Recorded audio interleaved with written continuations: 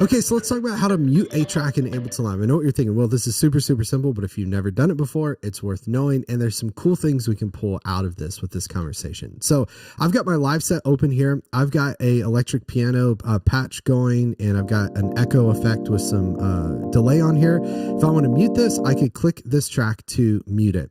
Now, one thing I want to point out though, is when you mute a track, you no longer are hearing the audio, but I want you to look and notice that MIDI is still being processed. This clip is still playing, so live is playing. So MIDI is being processed, and in this particular case, this audio effect is still going. And if you look up at my CPU, we're at 32% CPU. So muting a track doesn't necessarily mean that you're turning off that device. It's still using CPU. So if you're trying to manage this in a live situation, or in this case, when you unmute it, it's still going to be going like that, which you may or may not want. Then make the extra note that you can also go and turn off a device, and that's going to eventually get rid of that delay in this case. And if I want to stop a clip over in session view, I can click any of these clip stop buttons to stop that as well too. Or if I'm in arrangement view, I can just press spacebar to stop that. But it's important to note the difference between muting and unmuting a track, which is just going to kill volume, and turning on or off a device, which is going to remove it from the CPU load that it's putting on your computer. Now, that's pretty straightforward, pretty simple.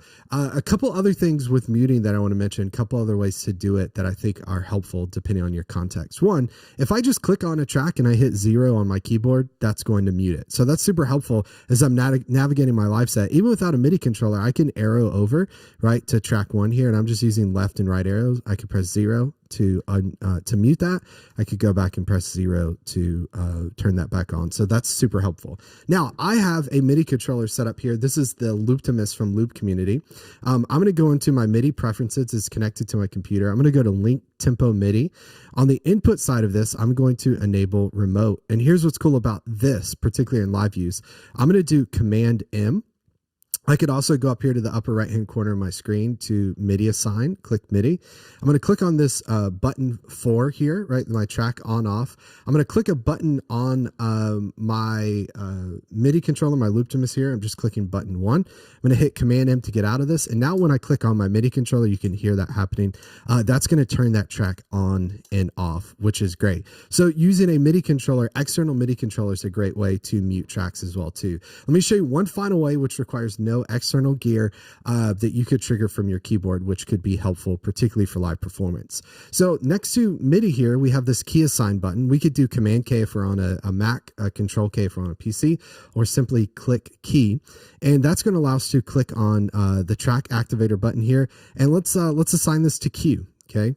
And I'm going to hit Command K to get out of this, or I could go up to key up here to get out of this. And when I click Q on my keyboard, that's going to mute and unmute my track. So that's a couple different ways that we can mute and unmute tracks in Ableton Live, which I hope is super helpful. Again, go back and reference the bit about the difference between turning on and off a device versus the track activator button. But if you want some other helpful tips about how to use Ableton Live in live performance or in the studio, then make sure to subscribe to this channel. I post a new video every single day, 10 a.m. Central. And then after you subscribe, hit the bell icon so you're notified when content goes live. And when it goes live, check the title out. If it sounds like something you're interested in, then click through and watch it. If not, skip that one, come back the next day, and I promise you it'll be something you're interested in then. Thanks so much for watching, everyone. We'll see you on the next one, hopefully tomorrow or the day after, 10 a.m. Central. Take care. Bye.